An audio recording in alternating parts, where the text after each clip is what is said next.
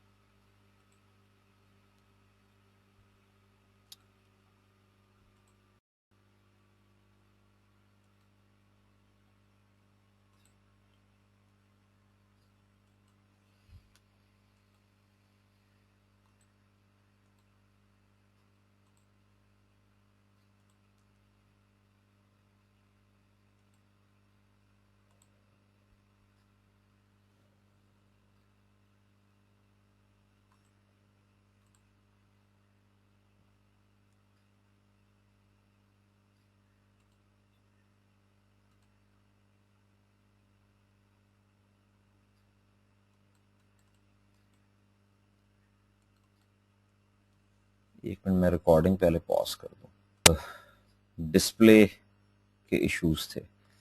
अच्छा, any how कहाँ पहुंचे थे हम?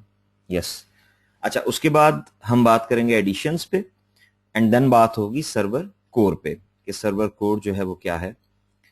ये आपका लेसन 1 है और देन रोल्स पे डिस्कशन होगी एंड देन लास्ट हम इसके फीचर्स देखेंगे। सबसे पहले देख लें ऑन प्रेमिसेस सर्वर्स, ठीक है। देखिए एक बात याद रखिएगा, 2012 को आप इंप्लीमेंट जब करने जाते हैं तो आपके पास दो चॉइसेस हैं, मैंने आपको बताई कि एक आप इसे क्लाउड पे इंप्लीमेंट कर लें। क्लाउड का मतलब ये है कि आप इसकी सर्विसेज थ्रू क्लाउड ले लें, ठीक है। यानी rather than having a hard coded machine, आप मशीन लेते हैं उस पर जो है वो तमाम ऑपरेटिंग सिस्टम और तमाम एप्लीकेशन इंस्टॉल करते हैं, इसके बजाय आप क्या करें वो सर्विसेज ऑनलाइन परचेज कर लें, ठीक है। जिसकी एग्जांपल है जो कॉमनली आपको नजर आती है ऑफिस 365, ठीक है। ऑफिस 365 में क्या होता है कि आप ऑफिस की सर्विसेज माइक्रोसॉफ्ट से बाय कर लेते हैं, आपको अपने एंड पे हर स्टेशन पे ऑफिस की डेस्कटॉप एप्लीकेशन इंस्टॉल नहीं करनी पड़ती। तो एक तो तरीका यह है कि आप थ्रू क्लाउड 2012 को यूज कर लें। दूसरा तरीका यह है कि आप कहते हैं कि नहीं मैंने क्लाउड पे नहीं जाना, मैंने ऑन प्रेमिसेस डिप्लॉयमेंट करनी है। तो ऑन प्रेमिसेस डिप्लॉयमेंट का मतलब ये कि रिसोर्सेज सारी आप लोकली अवेलेबल कर रहे हैं, you are not using cloud, आप क्लाउड पे नहीं जा रहे, ठीक है। अब इसमें जो बेसिक कंपोनेंट्स हैं वो आपको बताए हैं कि सर्वर्स आपके अपने एंड पे होंगे, रिसोर्सेज लोकली अवेलेबल होगी, क्लाइंट्स भी आपके किसी भी फॉर्म में हो सकते हैं। और ऐसे एनवायरनमेंट में आप ऑन प्रेमिसेस डिप्लॉयमेंट करेंगे जहां पे आपने रिसोर्सेज को लोकलाइज करना है। डेफिनेटली अब आप ये नहीं चाहेंगे कि आप प्रिंटिंग रिक्वेस्ट भेजते हैं और प्रिंटर आपका लाइक नेक्स्ट कॉन्फ्रेंस रूम में रखा हुआ है, लेकिन आपकी रिक्वेस्ट रिमोटली क्लाउड सर्वर पे जा रही है और वहां से रिप्लाई आ रहा है, देन प्रिंटिंग हो रही है, ठीक है। तो अगर आपके केस में तमाम रिसोर्सेस तमाम फैसिलिटीज लोकली अवेलेबल करना है और लेकिन ये मैं आपको बता दूं कि चॉइसेस दोनों हैं, लेकिन इंडस्ट्री तेजी से क्लाउड पे मूव हो रही है, इसलिए हम क्लाउड को डिस्करेज नहीं कर सकते, ठीक है। और माइक्रोसॉफ्ट का भी जो कोर्स है वो मेनली क्लाउड इंप्लीमेंटेशन जो है उस पर बेस करता है। हम बहुत ज्यादा वर्चुअलाइजेशन के रेफरेंस से इन चीजों को देखेंगे, लेकिन बहरहाल फर्स्ट यूनिट है इसलिए वो डिस्कस कर रहा है कि आपके पास 2012 में दोनों की सपोर्ट है। 2012 दोनों ऑप्शंस जो हैं उन्हें अंडरस्टैंड करता है। आप क्लाउड बेस्ड सर्विसेज भी यूज कर सकते हैं और आप ऑन प्रेमिसेस डिप्लॉयमेंट भी कर सकते हैं। ये आपके पास क्लाउड है। क्लाउड को अंडरस्टैंड कर लें। देखें, क्लाउड का मतलब ये है, आपके सामने इसकी एक एग्जांपल है। मैं इस वक्त आपको जो क्लास कंडक्ट कर रहा हूं, ये क्लास जो है ये कंडक्ट करने के लिए मेरे पास दो चॉइसेस थी। एक चॉइस ये थी कि मैं कोई costly video conferencing solution purchase करता जिसमें हार्डवेयर होता जो मेरे एंड पे होता, ठीक है। और दूसरी चॉइस ये थी जो मैं इस वक्त यूज कर रहा हूं कि मैंने ये जो सर्विसेज हैं कॉन्फ्रेंसिंग की सर्विसेज वो बाय कर ली। मुझे क्लाइंट साइड पे सिर्फ क्या चाहिए, इंटरनेट एक्सप्लोरर चाहिए, मोजिला फायरफॉक्स, कोई भी मैं ब्राउजर यूज कर सकता हूं। उस ब्राउजर के थ्रू मैं अपने कॉन्फ्रेंसिंग सर्वर पे लॉग ऑन होता हूं। उनकी छोटी सी एप्लीकेशन है जो ऑटो इंस्टॉल हो जाती है और उसके थ्रू मेरी कॉन्फ्रेंसिंग कंडक्ट हो जाती है, ठीक है। देखें, इसको आप ना फाइनेंशियल टर्म्स में समझे तो ज्यादा अच्छा समझ में आएगा। आपके पास दो मॉडल होते हैं, एक होता है कैपेक्स मॉडल और एक होता है ओपेक्स मॉडल। कैपेक्स मॉडल का मतलब ये होता है कि आप हर चीज को कैपिटल एक्सपेंडिचर बना रहे हैं, यानी आप हर चीज बाय कर रहे हैं, वो कंपनी का एसेट बन रही है।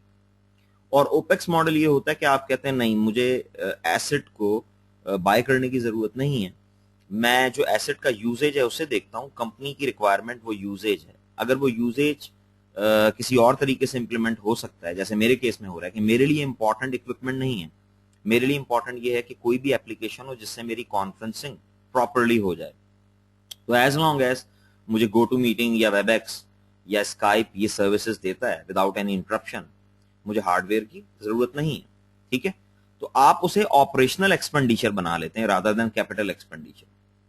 तो अब इसमें टाइप्स ऑफ क्लाउड्स में बहुत सारी टाइप्स हैं। यहाँ पे माइक्रोसॉफ्ट आपको तीन टाइप्स बता रहा है, infrastructure as a service, platform as a service और सॉफ्टवेयर एज अ सर्विस, ठीक है।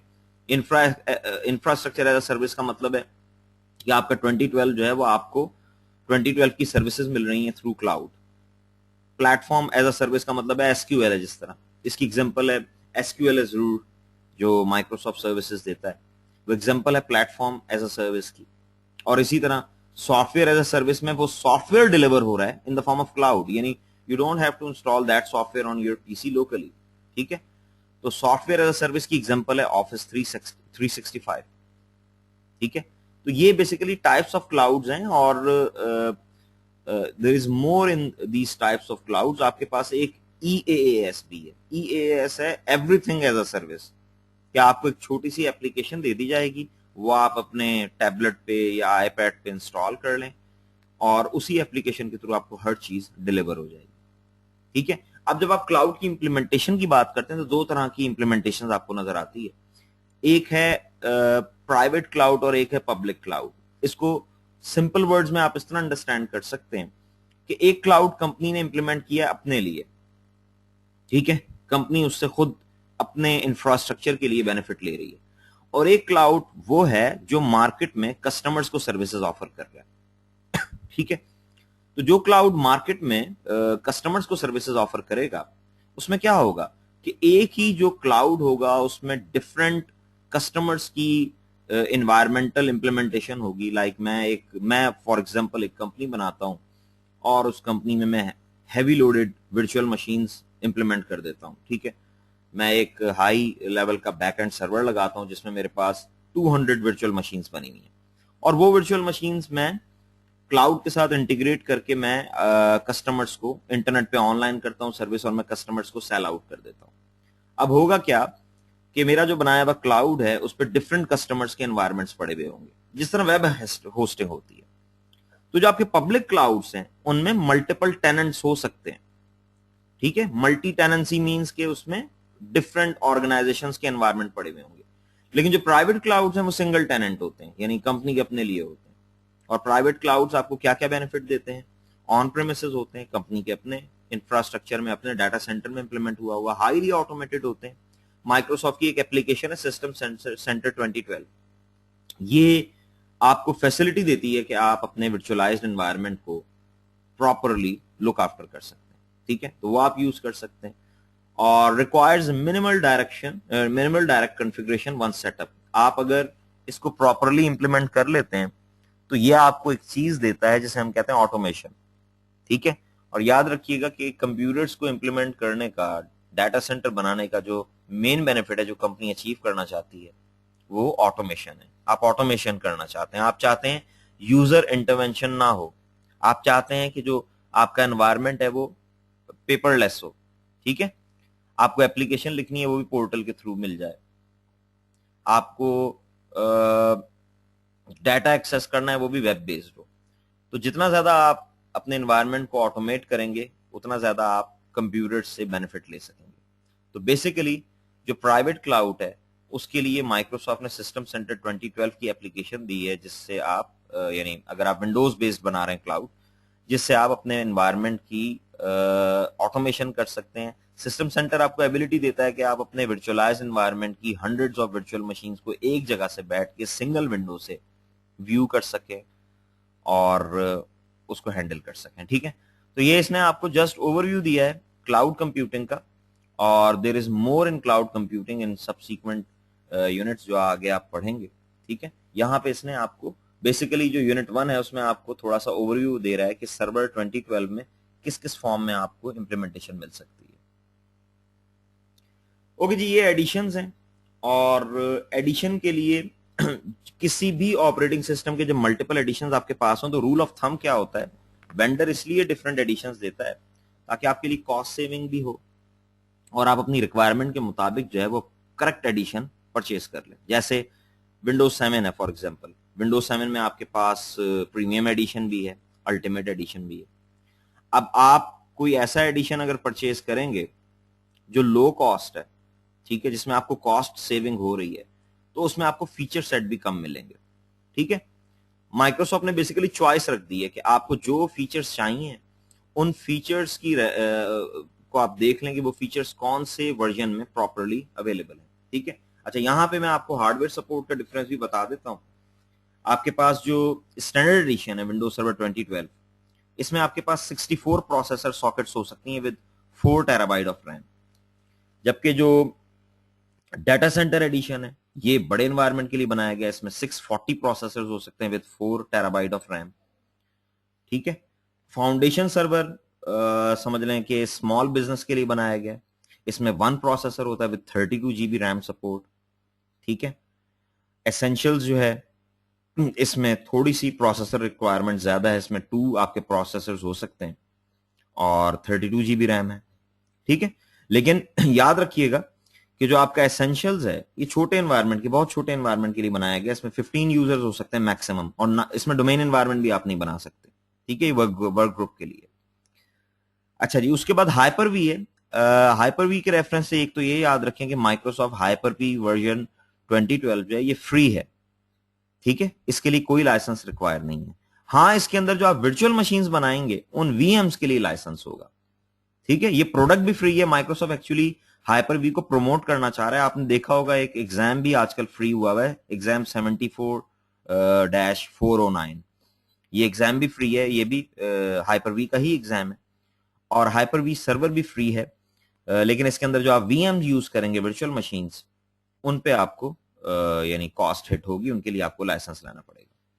उसके बाद हमारे पास 2 एडिशन है जो प्योरली स्टोरेज के लिए डिजाइन किए गए हैं, एक 2012 वर्क ग्रुप है और एक 2012 स्टैंडर्ड ऑपरेटिंग सिस्टम है, ठीक है। इनमें भी जो डिफरेंस है वो वही प्रोसेसर, रैम, ठीक है। खैर इन दोनों की तो प्रोसेसर और रैम रिक्वायरमेंट सेम है, इनमें जो आपको डिफरेंस नजर आएगा वो वीएम के लाइसेंसेस का है, ठीक है, और बाकी जो चीजें हैं वो इसमें सेम है। स्टोरेज में आपको 50 यूजर्स की सपोर्ट मिलती है जो आपका स्टैंडर्ड स्टोरेज सर्वर है, ठीक है, और जो आपका नहीं, वर्क ग्रुप स्टोरेज में आपको 50 यूजर्स की सपोर्ट मिलती है। जो स्टैंडर्ड स्टोरेज सर्वर है इसमें मोर देन 50 भी हो सकते हैं, ठीक है। बहरहाल ये दोनों डिजाइन किए गए हैं फॉर स्टोरेज। उसके बाद आपका मल्टी पॉइंट सर्वर है। मल्टी पॉइंट सर्वर एक नई चीज है, ये आपको एबिलिटी देता है कि आप एक ही सिस्टम के साथ मल्टीपल यूजर्स को एंगेज कर देते हैं। बात समझ में आ रही है? इसीलिए तो इसका नाम मल्टी पॉइंट रखा गया, ठीक है। अगर आपका स्टैंडर्ड मल्टी पॉइंट सर्वर है तो इसमें 12 सेशंस बन सकते हैं, और अगर आपका प्रीमियम मल्टी पॉइंट सर्वर है तो इसमें आपके पास 22 सेशंस बन सकते हैं। समझ में आ रही बात? इसका मतलब को अंडरस्टैंड करें कि मल्टीपल यूजर्स एक्सेस कर रहे हैं सेम कंप्यूटर को। जी कोई क्वेश्चन करना चाह रहा है? जी जी, मैं यही पूछना चाह रहा था कि इसका यूजेज कैसे है, मतलब मल्टीपल सर्वर का यूजेज मार्केट में अभी तक ये इतना ये पॉपुलर कॉमन नहीं नहीं हुआ। है, ये कॉमन नहीं है। हाँ माइक्रोसॉफ्ट बेसिकली जब ये आपको जो नजर आएगा तो ओईएम सेटअप में नजर आ सकता है, क्योंकि इसके लिए स्पेशलाइज्ड हार्डवेयर भी होगा ना। देखिए मल्टी पॉइंट का मतलब है कि एक ही सिस्टम को multiple user at the same time use कर रहे हैं, ठीक है। तो ये अभी लेस कॉमन है, ये आपको टेस्टिंग एनवायरनमेंट में नजर आ सकता है या आपको स्कूल्स में नजर आ सकता है, जहां पे ये सॉर्ट ऑफ सेंट्रलाइज कंप्यूटिंग है, ठीक है, जो मल्टी पॉइंट सर्वर है। इसलिए आपको एक कॉर्पोरेट नेटवर्क में नजर नहीं आएगा। कॉर्पोरेट नेटवर्क में हमें ये चीज चाहिए ही नहीं कि एक ही सिस्टम को multiple user at the same time use कर रहे हैं, ठीक है। एक तो चीज होती है ना रिमोटली यूज करना, एक है उसी के साथ कनेक्ट होना। तो ये मल्टी पॉइंट सर्वर एक स्पेशलाइज्ड एनवायरनमेंट का को सॉल्व कर रहा है, ये जनरल टर्म्स में यूज नहीं होगा, ठीक है। अच्छा जी, सर्वर कोर सिंपल वर्ड्स में टेक्स्ट बेस्ड इंप्लीमेंटेशन ऑफ 2012, यानी इसमें आपके पास जीयूआई अवेलेबल नहीं होगा, ग्राफिकल यूजर इंटरफेस आपको नहीं मिलेगा, ठीक है। कमांड लाइन होगा और कमांड्स के थ्रू ही आप इसकी एडमिनिस्ट्रेशन करेंगे। इस पे हम और बातें भी करेंगे, और मैंने एक वीएम पे इंस्टॉल किया हुआ इन the form of server code. मैं आपको उसका डिस्प्ले दिखाऊंगा जिससे आपको आइडिया हो जाएगा कि इस पे हम काम किस तरह करते हैं। लेकिन ये कमांड लाइन है, कन्वर्टेबल है।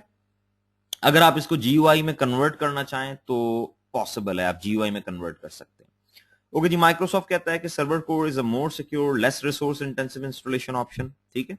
ये रिसोर्स इंटेंसिव नहीं होगा, इसलिए नहीं होगा क्योंकि पूरा जीयूआई लोड ही नहीं हो रहा है इसमें, ठीक है। जीयूआई लोड ही नहीं हुआ तो उसका लोड कम हो जाएगा, जिसकी वजह से ये रिसोर्सेस कम यूटिलाइज करेगा। Then can be converted to graphical version of Windows server 2012। आप इसको ग्राफिकल में कन्वर्ट कर सकते हैं and other way around, graphical को उसमें भी कन्वर्ट कर सकते हैं टेक्स्ट बेस में, ठीक है। दोनों सर्वर कोर ग्राफिकल में कन्वर्ट हो सकता है, ग्राफिकल सर्वर कोर में कन्वर्ट हो सकता है। उसके बाद is the default installation option for Windows server 2012, ठीक है। 2012 की डिफॉल्ट इंस्टॉलेशन है ये। 2012 जब आप इंस्टॉल करते हैं ना तो जो स्क्रीन डिस्प्ले होती है उसमें बाय डिफॉल्ट वर्जन लिखे हुए आ रहे होते हैं। आपके पास जो डिफॉल्ट में वर्जन सेलेक्टेड होता है दैट इज सर्वर कोर, यानी अगर आप सिलेक्शन अपनी मेंशन ना करें तो सर्वर कोर इंस्टॉल हो जाएगा। फिर इसमें एक कमांड लाइन होती है एसकॉन्फिग और पावरशेल, इन इन दो को यूज करके आप इससे काम लेते हैं। मैं आपको इसका डिस्प्ले दिखा देता हूं। ये आपके पास सर्वर कोर है, ठीक है।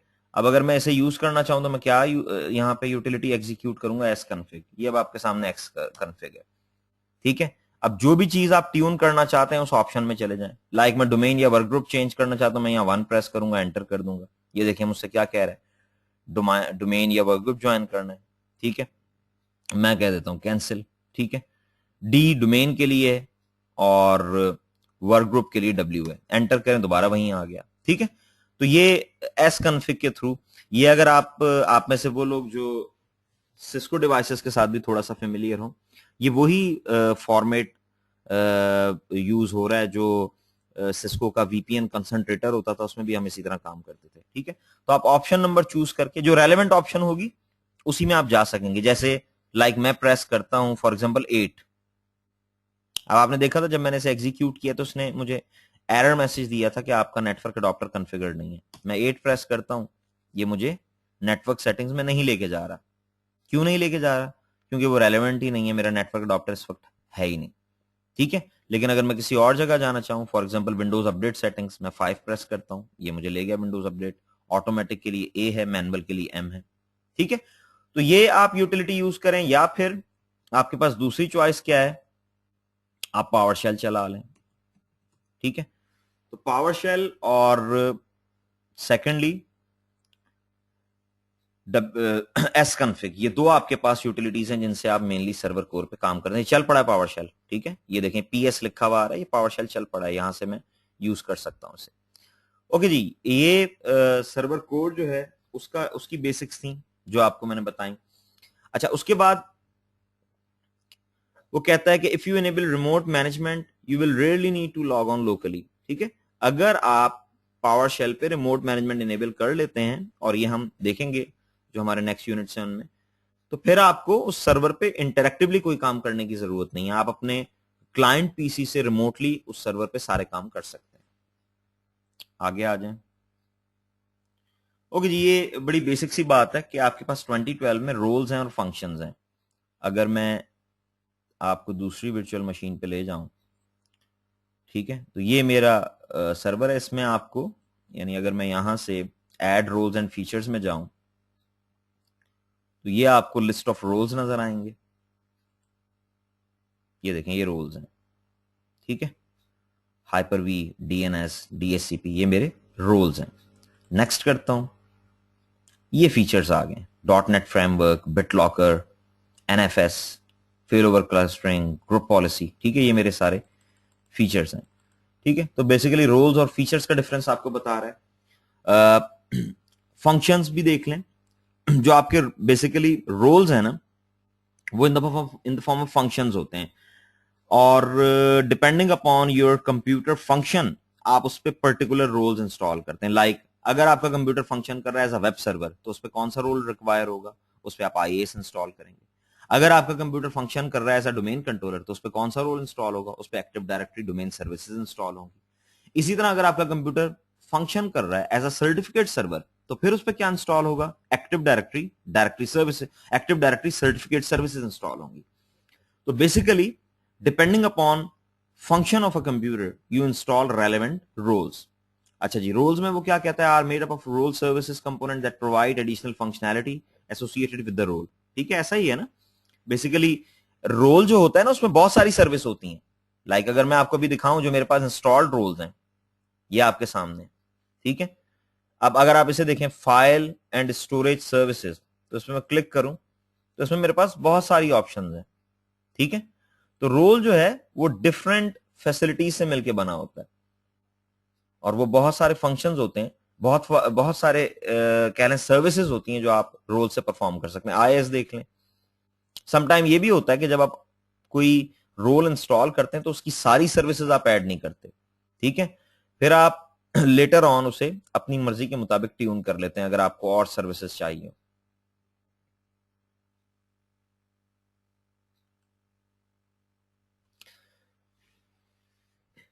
जी, in server manager 2012 console servers with a similar role are grouped together। देखें, ऐसा ही है ना।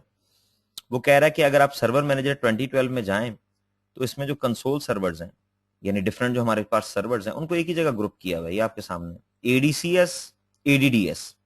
अब इन दोनों की जो नेचर है वो मिलती जुलती है, इस लिहाज से कि ये दोनों एक्टिव डायरेक्टरी पे बेस कर रहे हैं, तो इसलिए उसने लिख दिया active directory, directory services, active directory certificate services. ठीक है, तो जो एक जैसा काम करते होंगे, मिलते जुलते होंगे, उन्हें आप एक ही जगह। अच्छा, एक और भी चीज आप कर सकते हैं, जब आप सर्वर मैनेजर की एडमिनिस्ट्रेशन कर रहे होते हैं, ठीक है, तब भी आप ग्रुप करके और ग्रुप्स बना सकते हैं ताकि आपके लिए एडमिनिस्ट्रेशन आसान हो जाए। ठीक है,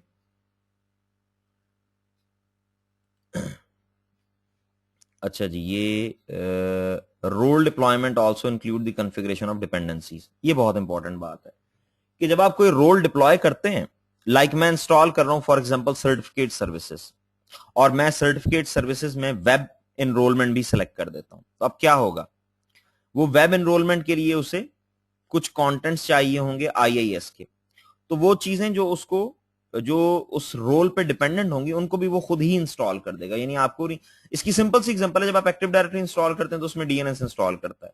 ठीक है, आपको चॉइस देता है। हम बात कर रहे हैं सर्वर मैनेजर के रेफरेंस से कि जब आप सर्वर मैनेजर के थ्रू कोई चीज इंस्टॉल करेंगे तो वो उसकी डिपेंडेंसीज को भी इंस्टॉल कर देता है। ठीक है, ओके जी, फीचर्स देख लें, ये मैंने आपको भी दिखाए थे। What are the Windows Server 2012 features? Features are components that support the servers such as Windows Server Backup और failover clustering। ठीक है, वो कह रहा है कि बेसिकली फीचर्स वो कंपोनेंट हैं जो सर्वर्स को सपोर्ट देते हैं, और उसकी एग्जांपल में उसने आपको बताया विंडोज सर्वर बैकअप है, फेल ओवर है। अभी मैंने जो आपको लिस्ट दिखाई थी फीचर्स की, उसमें आपको फेल ओवर दिखाया गया था। Usually do not provide a service directly to clients on the network, ठीक है, यानी ऐसा नहीं होता कि फीचर डायरेक्टली क्लाइंट को सर्व करे। अगर फीचर से रिलेटेड कोई चीज क्लाइंट के लिए अवेलेबल होगी भी तो वो थ्रू रोल होगी, ठीक है। Then keep in mind the following points, role can have features as dependencies, जो आपके रोल्स होते हैं वो फीचर्स पे डिपेंडेंट होते हैं। लाइक आपने रोल इंस्टॉल किया सर्टिफिकेट सर्विसेज का, या चलें इससे ज्यादा आसान एग्जांपल मैं लेता हूं, आपने रोल इंस्टॉल किया आईएएस का, ठीक है, और आईएएस पे क्या बनता है, वेबसाइट बनता है। आप उस वेबसाइट में रीडायरेक्शन करना चाहते हैं या उस वेबसाइट में ऑनलाइन इनरोलमेंट करना चाहते हैं सर्टिफिकेट्स की, तो ऐसा हो सकता है कि उसके लिए आपको कोई एडिशनल फीचर ऐड करना पड़े। बात समझ में आ रही है? वो कह ये रहा है कि रोल इंस्टॉल करने का मतलब ये हरगिज नहीं है कि आपको तमाम फीचर्स मिल गए, ठीक है, आप बाद में भी फीचर ऐड कर सकते हैं। सेकंड पॉइंट में कहता है features on demand are features that needed to be install using a mounted image as a source, ठीक है। फीचर ऑन डिमांड एक सर्विस है, और देखें होता यह है कि जब आप कोई चीज इंस्टॉल करते हैं ना विंडोज में, आपने ऑपरेटिंग सिस्टम इंस्टॉल किया, ठीक है, उसमें सर्टेन रोल्स इंस्टॉल हो गए।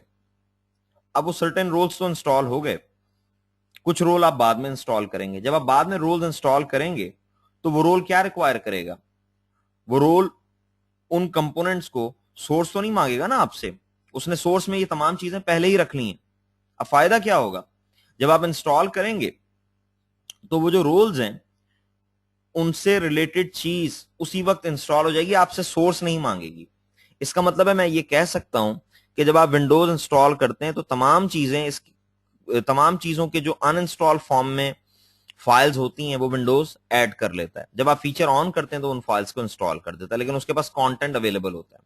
इसका मतलब है जब आप विंडोज इंस्टॉल करेंगे तो उसमें बहुत सारे ऐसे कंपोनेंट्स भी चले जाएंगे जिनकी फाइल्स उसके पास पड़ी होंगी जो आपने यूज नहीं करने, ठीक है, लेकिन जाहिर है आप फ्यूचर में कभी इंस्टॉल कर सकते हैं, इसलिए उसने कंपोनेंट्स ऐड कर लिए। तो अब ये बड़ी इंपॉर्टेंट इसने बात की है feature on demand. Feature on demand एक सेपरेट फैसिलिटी है जो आपको एबिलिटी देती है कि आप जब विंडोज इंस्टॉल करें तो उसमें से फीचर्स रिमूव कर लें जो आपने कॉमनली यूज ही नहीं करने। लाइक मैं आपको एग्जांपल देता हूं, मेरे पास 50 सर्वर्स इंस्टॉल होने थे, फॉर एग्जांपल मैं क्लाउड बना रहा था। अब उन 50 मशीन्स में मुझे सिर्फ 2 मशीन्स पे डीएनएस चाहिए था, बाकी मशीन्स पे डीएनएस की जरूरत ही नहीं थी। तो मैं क्यों ना ये करूं कि मैं जब इंस्टॉलेशन करूं तो उन कंप्यूटर्स पे डीएनएस के फीचर्स जाए ही ना, ठीक है, बल्कि डीएनएस की एग्जांपल इतनी अच्छी नहीं होगी, बैकअप की एग्जांपल ले लें क्योंकि डीएनएस रोल बन जाता है। मुझे बैकअप सिर्फ 2 सर्वर्स पे चाहिए था, तो मैंने सोर्स को मॉडिफाई किया और जो मेरे 48 मशीन्स थे उनमें बैकअप की जो फाइल्स हैं वो नहीं गई। अब आपके जहन में क्वेश्चन आएगा कि सर फ्यूचर में अगर कभी जरूरत पड़ जाता है किसी एक सिस्टम पे कि मुझे बैकअप लेना है तो फिर मैं क्या करूंगा। इसी के लिए फीचर ऑन डिमांड की फैसिलिटी है। जब आपको वो चाहिए होगा तो उसका इमेज सेंट्रलाइज लोकेशन पे रखा हुआ होगा, वहां से इंस्टॉल हो जाएगा। आपको हर कंप्यूटर पे उसका कंटेंट अवेलेबल करने की जरूरत नहीं है। आप एक सेंट्रलाइज लोकेशन में, ये देखें ना इसने कहा है feature on demand are features that need to be install using a mounted image as a source. और ये माउंटेड इमेज कहां है, आप सेंट्रलाइज लोकेशन पे रख दे, ठीक है। आपको फायदा ये होगा कि आपकी वो जो 48 मशीन्स थी उन पे स्पेस की जो कंजम्पशन है वो प्रॉपर हो गई, यानी वो फीचर सब पे इंस्टॉल नहीं हुआ, ठीक है। सब पे इंस्टॉल, देखें इंस्टॉल तो बात ही और थी, सब पे उसकी फाइल्स अवेलेबल नहीं की गई। इंस्टॉल तो मैंने बाद में करना था, अब जब आप इंस्टॉल करेंगे तो आपसे फाइल्स मांगेगा, इसलिए आपको फाइल सेंट्रलाइज लोकेशन पे अवेलेबल करनी। फायदा ये होगा कि स्पेस सेविंग होगी, ठीक है।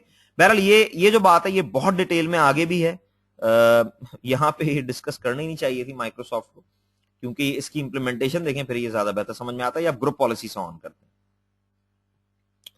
अच्छा जी, यूनिट 1 जो है उसमें हमने एक लेसन कंप्लीट कर लिया। सेकंड लेसन आपको ज्यादा मजेदार लगेगा, इसमें हमने देखना है सर्वर मैनेजर जो है हम किस तरह यूज करते हैं, और एडमिनिस्ट्रेटिव टूल्स, रिमोट सर्वर्स क्या हैं, एडमिनिस्ट्रेटिव टूल्स आप किस तरह यूज करते हैं।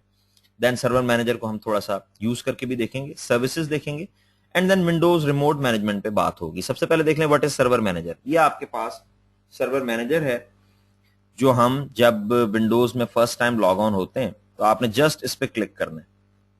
अच्छा, एक बात याद रखिएगा, आप में से जो लोग विंडोज सर्वर 2012 के को बिल्कुल स्टार्ट ले रहे हैं, पहली बात ये याद रखिएगा कि 2012 जो है उसका इंटरफेस थोड़ा सा डिफरेंट है।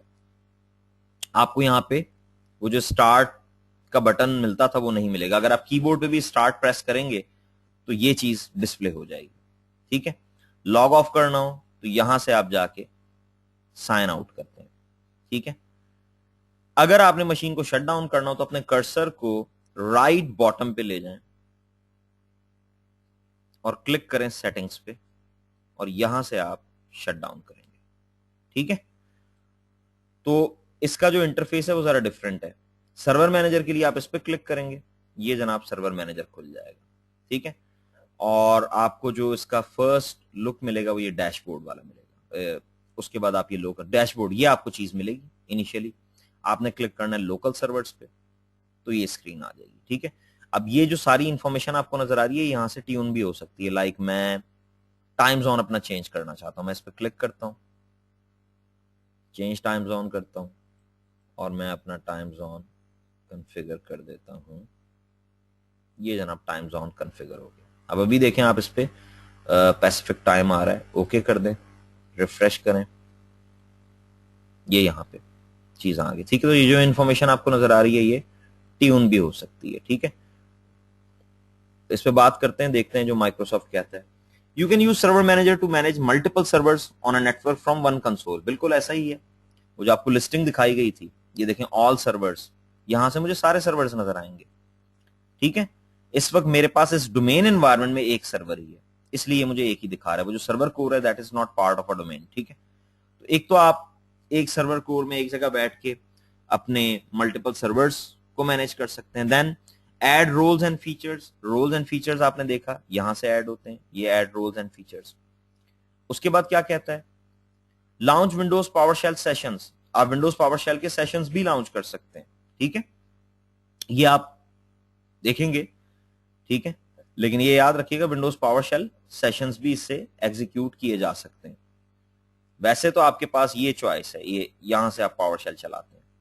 ठीक है, लेकिन इसने जो बात की है वो ये कि आप सर्वर मैनेजर के थ्रू भी आपके पास ऑप्शन अवेलेबल है जिसमें आप काम करेंगे ग्राफिकली, लेकिन वो आपको पावर शेल की कमांड दिखाएगा कि ये जो काम आपने किया इसमें इसने कमांड क्या रन की है।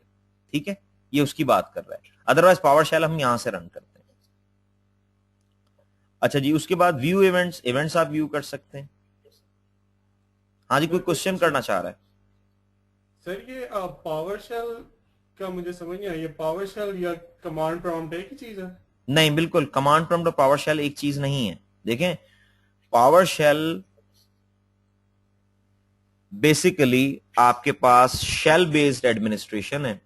आप पावर शेल के थ्रू कोई भी काम परफॉर्म कर सकते हैं। ऑपरेटिंग सिस्टम जो है उससे रिलेटेड कोई भी एक्टिविटी, ठीक है, एक्टिव डायरेक्टरी की एडमिनिस्ट्रेशन करनी हो, डीएनएस की एडमिनिस्ट्रेशन करनी हो, पावर शेल आप कह लें कि एक स्ट्रॉन्ग स्क्रिप्टिंग प्रोग्राम है जो आपको एबिलिटी देता है कि आप बहुत सारी जो टास्क हैं उनको ऑटोमेट भी कर लेते हैं। ठीक है ये command line he, but that is not a command prompt. आप ये देखें ना, अगर मैं कमांड प्रॉम्प्ट पे जाता हूं, यहां मैं लिखता हूं for example get AD users, ये तो कोई कमांड रिकॉग्नाइज नहीं करेगा। ठीक है, तो सर ये सारी कमांड्स आपको यानी कि साथ अवेलेबल होती है कि याद करनी पड़ती है क्या चीज़? नहीं, ये इसके लिए आप आज के लेक्चर का ही लास्ट यूनिट का वेट करें। ठीक है, उसमें मैं आपके ठीक पावर शेल की जो परेशानी है वो खत्म कर दूंगा। ठीक ठीक है, आपको थोड़ा सा आप पावर शेल से हैंडी हो जाए। वैसे ही क्लियर हो गया, थैंक यू। ठीक है, नो प्रॉब्लम। अच्छा जी, उसके बाद व्यू इवेंट्स, आप इवेंट्स व्यू कर सकते हैं। परफॉर्म कॉन्फ़िगरेशन टास्क, ठीक है, सर्वर मैनेजर से मेनली तो हम कॉन्फ़िगरेशन टास्क ही परफॉर्म कर रहे हैं ना। ये आप लोकल सर्वर्स पे जाएं तो ये आपको इवेंट्स भी नजर आ रहे हैं, ये इवेंट्स नजर आ रहे हैं। ठीक है,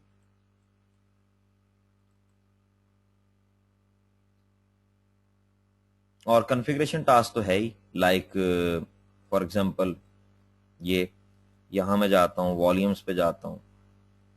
ठीक है, ये मेरे वॉल्यूम्स अब डिस्प्ले हो जाएंगे, उनमें से किसी वॉल्यूम पे मैं कोई काम करना चाहता हूं तो मैं राइट क्लिक करके यहां से कर सकता हूं। ठीक है, बात समझ में आ रही? तो कहने का मकसद ये है कि it's not a diagnostic tool, it's an administration tool. यहां से आप टोटल एडमिनिस्ट्रेशन परफॉर्म कर सकते हैं। ओके जी, आगे चले। ये अब आपको जस्ट उसने दिखा दिया कि मेरे पास एडमिनिस्ट्रेटिव टूल्स में ये यूटिलिटीज होती हैं। एक्टिव डायरेक्टरी एडमिनिस्ट्रेटिव सेंटर है, active directory users and computers है, ठीक है। There is more in reality. आपके पास ये टूल्स पे क्लिक करें, ये देखें आपके पास सारे टूल्स आ रहे हैं, ठीक है। इनसे आप एडमिनिस्ट्रेशन कर सकते हैं। अच्छा जी, सर्विसेज की बात इसने की है। ये मैं आपको विंडो दिखा देता हूं कि विंडो कहां से आएगी। आप सर्विसेज जो हैं उनको उसका बिहेवियर ट्यून कर सकते हैं, और ये कोई नई चीज नहीं है, ये हमारे पास पहले भी अवेलेबल थी। Windows server 2008, even Windows NT 4.0 से हमारे पास सर्विसेज अवेलेबल हैं। आप रन में जाके लिखें services.msc, ये आपके पास सर्विसेज आ गई, ठीक है। किसी भी सर्विस की प्रॉपर्टीज में जाएं, रिकवरी के पेज पे क्लिक करें, ये पेज है जो वहां आपको दिखा रहा है, ठीक है। तो आप यहां से सर्विसेज की जो है बिहेवियर दे सकते हैं। First failure restart the service, यानी अगर फेलियर अकर हो जाता है बिकॉज ऑफ दिस सर्विस, तो इस सर्विस को रीस्टार्ट कर दो। ये सर्विस दोबारा फेल हो जाती है, सर्विस फेल हो रही है तो उसे फिर रीस्टार्ट करो। फिर अगर फेल होती है तो आप बता दें, रीस्टार्ट सिस्टम करवा दें, ठीक है।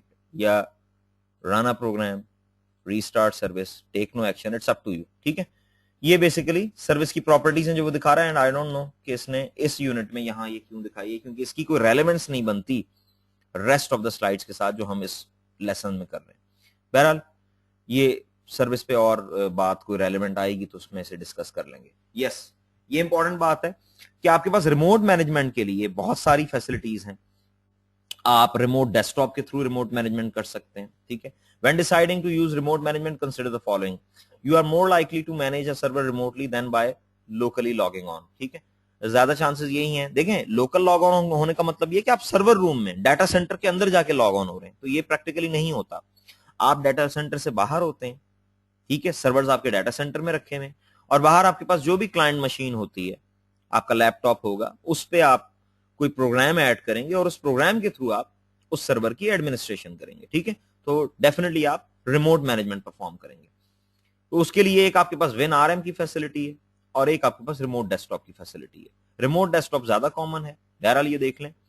With WinRM you can use consoles, command line, utilities और Windows PowerShell to perform remote management task। आप WinRM को सर्वर कोर के लिए भी यूज करते हैं।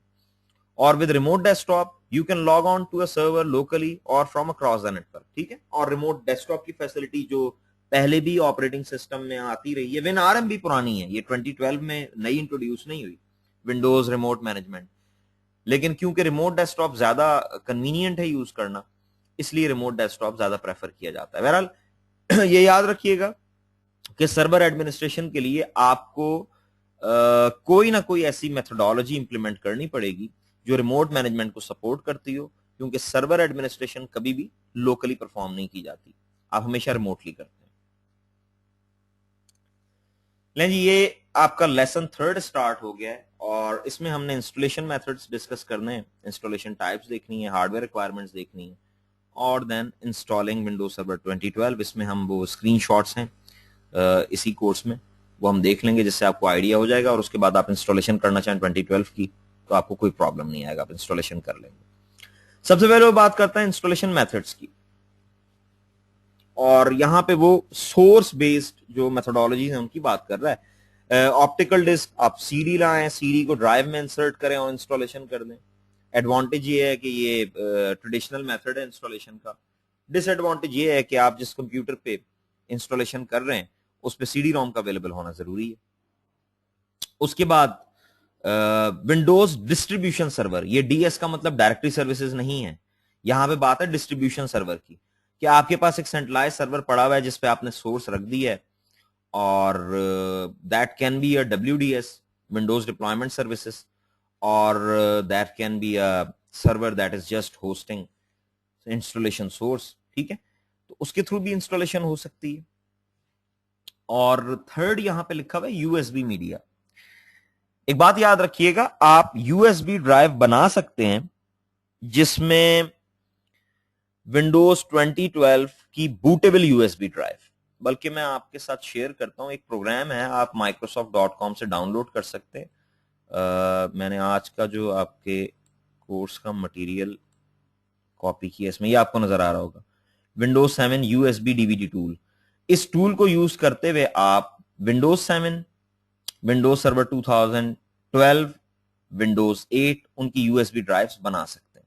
यानी यूएसबी के अंदर पूरा सोर्स भी होगा, ठीक है, सोर्स आप प्रोवाइड करेंगे, कॉपी करेंगे, प्रोवाइड करें, ये टूल खुद यानी इसको फुली रेडी कर देगा। यानी वो यूएसबी जाके आप कंप्यूटर पे इंसर्ट करें, ठीक है, बायोस में कॉन्फ़िगर कर देंगे बूट फ्रॉम यूएसबी, वो यूएसबी से ही बूट करेगा और इंस्टॉलेशन कर देगा, ठीक है। तो ये बड़ा कन्वीनियंट है इस लिहाज से कि यूएसबी कॉमनली अवेलेबल होती है। अगर आप ड्रॉबैक पूछें तो ड्रॉबैक इसका यही है कि आपको यूएसबी बनानी पड़ती है, कोई माइक्रोसॉफ्ट खुद से नहीं यूएसबी प्रोवाइड कर रहा, यूएसबी आप खुद क्रिएट करेंगे। माइक्रोसॉफ्ट तो आपको विंडोज 2012 का सोर्स दे रहा है, उस सोर्स को यूज करते हुए आप यूएसबी खुद बना लें और ये टूल यूज करें, इसके लिए कोई स्क्रिप्ट लिखने की जरूरत नहीं है, ठीक है। ये टूल मैंने आपको बताया microsoft.com पे अवेलेबल है, आपको इजीली मिल जाएगा जी। जब आप इंस्टॉलेशन करते हैं तो ये दो ऑप्शंस आती हैं आपके पास। अपग्रेड की ऑप्शन सिर्फ 2008 के लिए, 8 अपग्रेड हो सकता है 12 में। अदरवाइज अगर कोई और ऑपरेटिंग सिस्टम है तो आप कस्टम इंस्टॉलेशन करेंगे, ये ऑप्शन चूज करेंगे एंड देन इंस्टॉलेशन करेंगे, ठीक है। ओके जी, ये हार्डवेयर रिक्वायरमेंट है और विंडोज 2012 की हार्डवेयर रिक्वायरमेंट सरप्राइजिंगली कम है। देख लें, Windows server 2012 has the following minimum hardware requirement, processor 64 bit हो। याद रखिएगा विंडोज 2012 32 बिट में अवेलेबल ही नहीं है, तो आपके पास 64 बिट हार्डवेयर आर्किटेक्चर होना चाहिए, ठीक है। अच्छा, उसके बाद प्रोसेसर स्पीड 1.4 गीगाहर्ट्ज भी चल जाएगा। रैम रिक्वायरमेंट भी देख लें 512 MB है, जो कि बहुत ज्यादा नहीं है। And then hard disk space 32 GB। उसके बाद वो कहता है more hard disk drive space is needed if the server has more than 16 GB of RAM. याद रखिएगा कि कुछ चीजें ऐसी होती हैं जो आपकी डिपेंडेंट होती हैं। एक मिनट दीजिएगा मुझे यार, आई एम गेटिंग डिस्टर्ब जी। कुछ चीजें आपकी ऐसी होती हैं जो डिपेंडेंट हैं रैम पे, लाइक बात हो रही है स्टोरेज की और हमने बात की है रैम की। आपके पास जब आप हाइबरनेट इनेबल करते हैं तो आपकी जितनी रैम है उतनी स्पेस आपके पास हार्ड डिस्क पे होनी चाहिए, ठीक है। क्योंकि जब आप हाइबरनेशन करते हैं तो उसमें रैम के तमाम कंटेंट के बराबर स्पेस होनी चाहिए। जो आपकी हाइबरफिल डॉट सिस फाइल बनती है वो स्पेस रिक्वायर करती है, ठीक है। इसी तरह जब आपकी पेज फाइल होती है वो रैम के साइज पे बेस करती है। उसका इनिशियल साइज जो 1.5 ऑफ रैम है वो रैम पे बेस करता है। तो वो कह रहा है 16 GB से ज्यादा रैम अगर आपके पास है तो फिर उसी के मुताबिक ये फिर 32 GB वाली स्पेस नहीं रहेगी, इससे ज्यादा हो जाएगी, ऑटोमेटिकली ज्यादा हो जाएगी। पेज फाइल ही आपको बड़ी बनानी पड़ेगी, ठीक है। बहरहाल ये रिक्वायरमेंट अगर पूरी करता है आपका system, then you may go for installation. ये देखें, ये पहली स्क्रीन है जो आपको डिस्प्ले होगी जब आप इंस्टॉलेशन करेंगे, ठीक है। Microsoft installation 4 in the form of installation source in the form of iso files देता है, तो वो आइसो फाइल आप डाउनलोड कर लें, ठीक है। स्टडी पर्पसेस के लिए आप एवेल्यूएशन कॉपी डाउनलोड कर सकते हैं, ठीक है। आप उसे इंस्टॉल करें। उस आईएसओ को जब आप एग्जीक्यूट करेंगे, अगर आप लाइक वर्चुअलाइजेशन वर्चुअलाइज्ड एनवायरनमेंट में भी करना चाहते हैं तो भी कोई प्रॉब्लम नहीं है, क्योंकि जो आपका वर्चुअल मशीन होती है वो आईएसओ फाइल पे इनिशियलाइज हो जाती है, ठीक है। तो ये पहली स्क्रीन है जिसमें वो आपसे पूछेगा language to install, time and currency format, keyboard. इसके बाद जब आप नेक्स्ट करेंगे तो ये स्क्रीन आएगी। इंस्टॉल नाउ पे आप क्लिक करेंगे। रिपेयर की ऑप्शन आप उस वक्त चूज करते हैं जब आप किसी करप्टेड इंस्टॉलेशन को ठीक कर रहे हैं। नेक्स्ट करेंगे, ये स्क्रीन आ गई। आपको याद होगा एक स्लाइड में मैंने बताया था कि डिफॉल्ट जो इंस्टॉलेशन है 2012 की वो सर्वर कोर है। देखें बाय डिफॉल्ट ये सेलेक्ट है, तो आप इसे चेंज करेंगे डेफिनेटली जब आपने इसे प्रैक्टिस के लिए इंस्टॉल करना है। तो इनिशियली आप इसे GUI के साथ करेंगे। Second option standard addition. Standard और डाटा सेंटर में नंबर ऑफ VMs का सपोर्ट है, फीचर सेट का कोई फर्क नहीं है, ठीक है। VMware कह रहा हूं, वर्चुअल मशीन्स के लाइसेंस का डिफरेंस है। अगर आपने मल्टीपल वर्चुअल मशीन्स बनानी है तो फिर आप डाटा सेंटर पे जाएं, अदरवाइज फीचर सेट का कोई फर्क नहीं है। ऐसा नहीं है कि अगर आप स्टैंडर्ड एडिशन यूज कर रहे हैं तो उसमें DNS इंस्टॉल नहीं होगा। स्टैंडर्ड एडिशन में आपको तमाम फीचर्स मिलते हैं, तो आप सिंपली स्टैंडर्ड एडिशन ही करें ताकि आपकी मशीन पे कम लोड हो। देन आप नेक्स्ट करेंगे, ये लाइसेंस एग्रीमेंट एक्सेप्ट करेंगे और देन वो आपसे ये पेज इसमें पूछेगा कि आप अपग्रेड कर रहे हैं कस्टम इंस्टॉलेशन। आप कस्टम सेलेक्ट करेंगे, ड्राइव बताएंगे एंड देन आपकी इंस्टॉलेशन स्टार्ट हो जाएगी। ठीक है, एंड पे वो आपसे यूजर नेम पासवर्ड मांगेगा जो आपका एक बिल्ट इन अकाउंट होता है उसका। जब भी आप कोई भी ऑपरेटिंग सिस्टम माइक्रोसॉफ्ट का इंस्टॉल करें तो उसमें बाय डिफॉल्ट 2 यूजर अकाउंट होते हैं, एक गेस्ट का और एक एडमिनिस्ट्रेटर का। जो गेस्ट का अकाउंट है वो तो बाय डिफॉल्ट डिसेबल्ड होता है, लेकिन जो एडमिनिस्ट्रेटर अकाउंट है वो इनेबल्ड होता है और वो उस कंप्यूटर की एडमिनिस्ट्रेशन करता है। तो ये आपसे पूछेगा, ये आपने बताना है।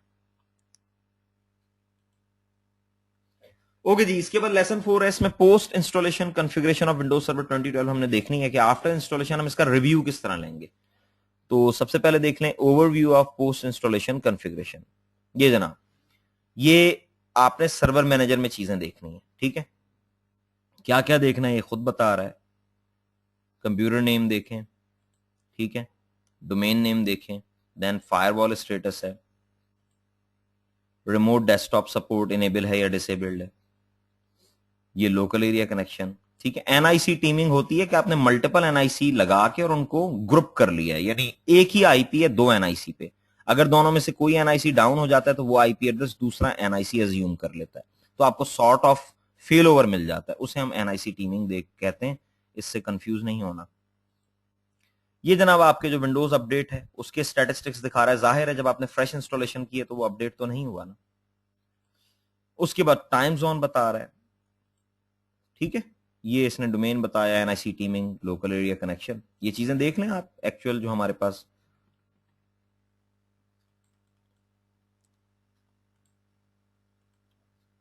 ये जनाब आप अपने सर्वर में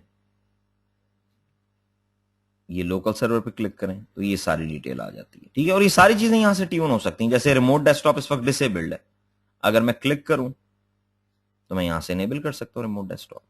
ठीक है, इसी तरह जो विन आरएम था, विंडोज रिमोट मैनेजमेंट, वो इनेबल्ड है इस वक्त, ये रिमोट मैनेजमेंट इनेबल है। ठीक है, अगर मैं चाहूं तो डिसेबल कर सकता हूं। तो ये सारी चीजें यहां से ट्यून आप कर सकते हैं।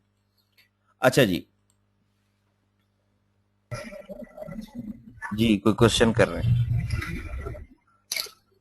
हाँ भाई साहब, वो अपग्रेड के हवाले से अगर जी जी। कोई मतलब विंडोज सर्वर 2008 यूज कर रहा है और वो 64 बिट है, तो अभी वो मतलब लेटेस्ट वर्जन पे जाना चाहता है और 12 वो as a domain controller use करना चाहता है और डोमेन उस सर्वर पे ऑलरेडी बनी हुई है, डायरेक्टरी ठीक है इंस्टॉल ठीक है, है, मैं तो समझ गया हूं। उसका आप ये कह रहे अपग्रेडेशन हैं, का। आप कह रहे हैं कि डीसी को अपग्रेड करना है, यही कह रहे हैं ना? विंडोज 2008 जी के जी डीसी को बिल्कुल। अपग्रेड करना है। देखें ना करें अपग्रेड। रेकमेंडेशन यही है कि आप 2012 डीसी को as a additional domain controller 2008 की डोमेन में इंस्टॉल करें। ठीक है, क्योंकि अगर आप अपग्रेड करेंगे और आपका अपग्रेड फेल होता है तो आप वापस नहीं जा सकते। तो जो रेकमेंडेड मेथड है ट्रांजिशन का फ्रॉम 2008 टू 2012 वो ये है कि आप 2008 की डोमेन को प्रिपेयर करेंगे फॉर 2012, उसके बाद आप उसमें इंस्टॉल करेंगे 2012 सर्वर, देन आप उसे बनाएंगे additional domain controller. After making additional domain controller आप 2008 के तमाम रोल्स उस पर ट्रांसफर करेंगे, उसको ग्लोबल कैटलॉग बनाएंगे, और वंस जब वो फुली कैपेबल हो जाएगा टू ऑफर सर्विसेज, तो आप 2008 को डीकमीशन नहीं करेंगे, अनइंस्टॉल नहीं करेंगे, सिर्फ नेटवर्क से हटा लेंगे। And then for a extended period of time आप देखेंगे कि क्या 2012 वो तमाम सर्विसेज प्रॉपरली दे रहा है जो 2008 दे रहा था। और जब आपको इंटेंडेड रिजल्ट्स मिल जाएंगे कि 2012 भी वो तमाम सर्विसेज प्रॉपरली दे रहा है जो 2008 दे रहा था, तो उसके बाद आप 2008 को डीकमीशन करेंगे।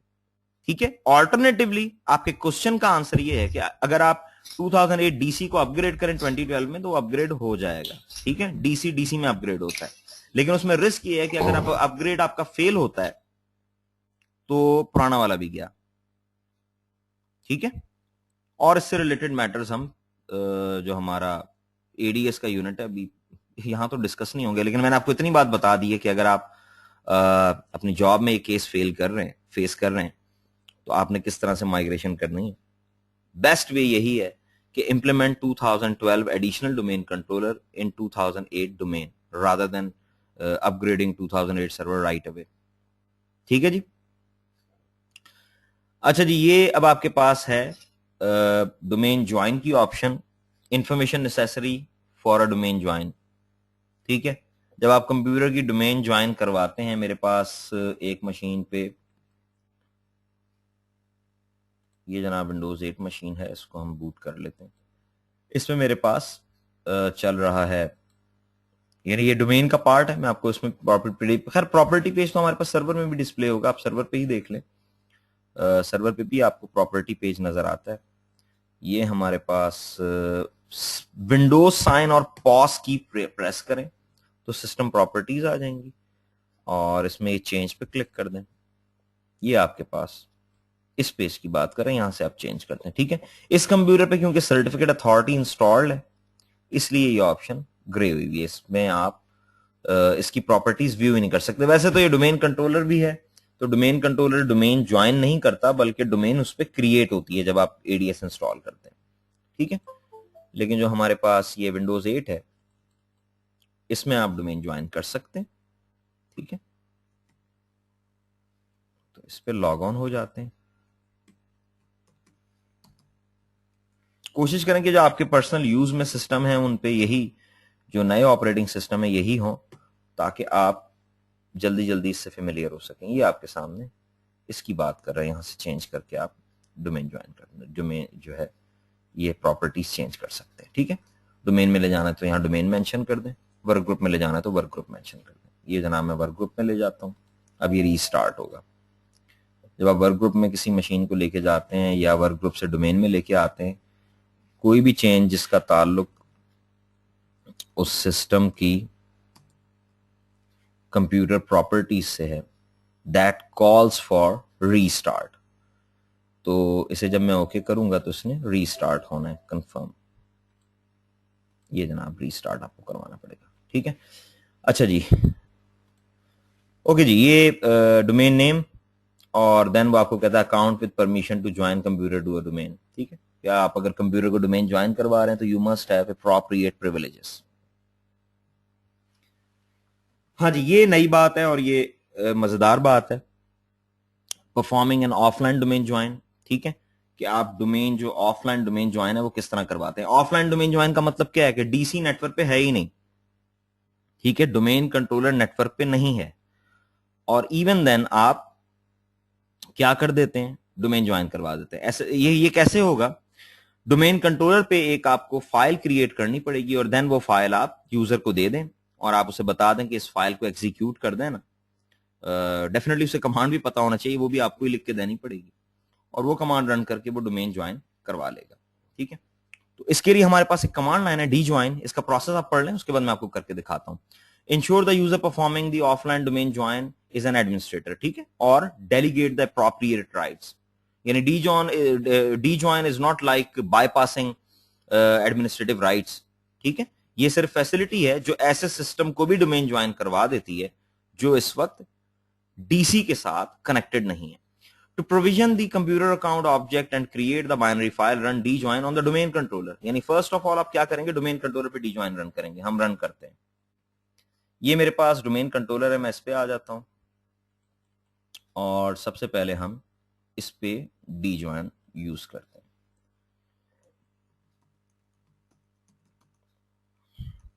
ये आपके पास यूटिलिटी है और इसका स्विच है प्रोविजन.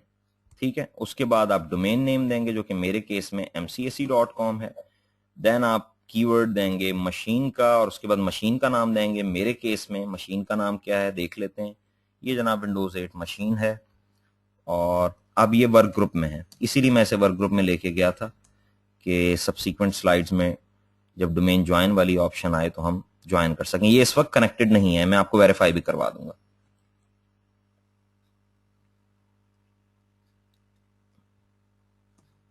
और कमांड पे आए, यहां पे आप रन करें होस्ट नेम.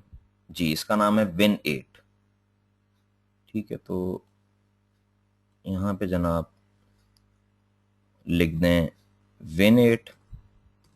वैसे तो केस सेंसिटिव नहीं है, और उसके बाद मैं आपको पहले वो कमांड बता रहा हूं जो आपने देनी है, फिर मैं आपको बताऊंगा मेरे केस में एक स्विच और आएगा। उसकी वजह यह कि मेरे पास एक चीज हुई भी है इसमें। यहां मैं नाम दे देता हूं, मैं कहता हूं win8 for example .txt text file बनेगी, एंटर कर दें। ठीक है, वो कहता है अकाउंट ऑलरेडी एग्जिस्ट। ठीक है, तो मुझे दो काम करने पड़ेंगे। एक तो ये रीयूज का, आप डीसी में जाके देख लें, अगर वहां कंप्यूटर नजर आ रहा है तो उसे रिमूव करें। और उसके बाद आपने जब कमांड देनी तो यही कमांड आएगी। ये रिकॉर्डिंग में आ गई है आपके पास, आपको लिखने की जरूरत नहीं है। मुझे एक काम और करना पड़ेगा, मुझे इसके साथ एक रीयूज का स्विच देना पड़ेगा, क्योंकि मैं जाहिर है दूसरी क्लासेस में भी किया। ये लें जी, सक्सेसफुली आ गया, सक्सेसफुली प्रोविजनड। ठीक है, और ये इसने फाइल क्रिएट कर दी है। ये फाइल आप उस सिस्टम पे ले जाएं। तो मैं यहां जाता हूं, ये मेरे पास सी ड्राइव में, इसको मैं कॉपी करता हूं। पहले मैं इसे ले आता हूं अपनी लोकल मशीन पे, यहां मैं कॉपी कर देता हूं। उसके बाद मैं यहां से कॉपी करता हूं दोबारा, और अब मैं ले जाता हूं विंडोज 8 पे। ठीक है, पहले मैं आपको चेक करवाता हूं कि ये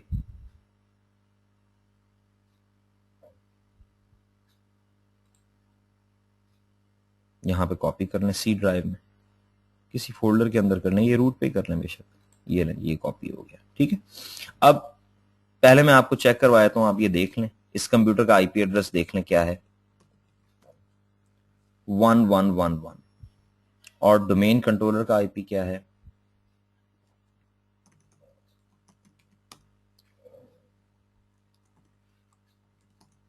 ये 192.168.1.1। तो ये दोनों कनेक्टेड नहीं है। ठीक है, अगर मैं इधर से पिंग करूं तो आई वुडंट गेट रिप्लाई। उसकी वजह यह कि दोनों कनेक्ट नहीं है। ठीक है, तो अब मेरे पास एक ही ऑप्शन रह जाती है कि मैं ऑफलाइन डोमेन ज्वाइन करवाऊं। उसके लिए पहले तो मुझे फाइल कॉपी करनी थी, वो मैंने ये कर दी। अब मैं सी के रूट पे आ जाता हूं। ठीक है, सबसे पहले तो लिखें डी ज्वाइन, ये आपकी कमांड लाइन है। उसके बाद रिक्वेस्ट ODJ, ठीक है, offline domain join /load file. उसके बाद फाइल का पाथ दे दें, कहां पड़ी हुई है फाइल, हम सी पे ही बैठे हुए हैं तो हम यहां पे डायरेक्टली देते हैं win.txt। ठीक है, उसके बाद /विंडोज पाथ का स्विच आएगा, वो आप दे दें %system root %, चूंकि विंडोज अपनी डिफॉल्ट लोकेशन पे है, ये वेरिएबल दे दिया। और लोकल ओएस का स्विच आएगा, एंटर कर दें। System can not find the file specified. अच्छा, win8 था मेरा ख्याल है फाइल का नाम ना, win8 करें। लें जी, the provisioning request completed successfully, a reboot is required for changes to be applied. ठीक है, अभी आप सिस्टम प्रॉपर्टीज देख लें, ये मेरे पास सिस्टम प्रॉपर्टीज हैं, और सिस्टम प्रॉपर्टीज में इस वक्त क्या आ रहा है, वर्क ग्रुप। मैं इस मशीन को रीबूट करवाता हूं, और रीबूट के बाद हम इसका इम्पैक्ट चेक कर लेंगे कि क्या क्या इसने डोमेन ज्वाइन कर लिया। ओके जी, स्लाइड्स पे आ जाएं। ये बात अब हमने कर ली, ठीक हो गया, आगे आ जाएं। ओके जी, विंडोज एक्टिवेशन आपने करनी है। ये तो कोई टेक्निकल चीज नहीं है, आपने विंडोज एक्टिवेट करनी है। आपने विंडोज जो है वो नॉन एक्टिवेटेड विंडोज यूज नहीं करनी। ठीक है, एक एमसीटी आपको कभी ये मशवरा नहीं देगा। प्रोडक्ट की एंटर करें, एक्टिवेट कर लें। ठीक है, वो आप सिस्टम प्रॉपर्टीज में ही आपको ऑप्शन मिल जाती है।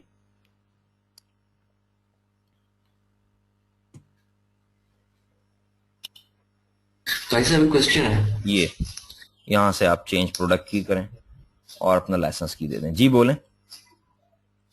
हाँ, ये एवोल्यूशन वर्जन को जब की दो ना, तो ये की एक्सेप्ट नहीं करता। वो फिर की ठीक नहीं होगी। आपने आपका भी एवोल्यूशन वर्जन आप यूज कर रहे हैं आईएसओ का। अब मुझे तो मुझे तो इसलिए भी इवेल्युएशन वर्जन सूट करता है कि मेरी वर्चुअल मशीन की लाइफ जो है वो 60 डेज से ज्यादा नहीं होती। हम्म। तो फिर मैं जाहिर है तो वो इवेल्युएशन उसका पे आप इवेल्युएशन वर्जन जो है वो उसमें प्रोडक्शन तो नहीं चलानी ना आपने। हम्म। आई थिंक टेस्टिंग के लिए 180 days are more than enough. नहीं, वो मैं चेक कर रहा था कि शायद एवोल्यूशन वर्जन के ऊपर कुछ कमांड रन करते हैं तो फिर वो एवोल्यूशन निकल जाता है, फिर उसके हाँ बाद उसको लाइसेंस देते हैं।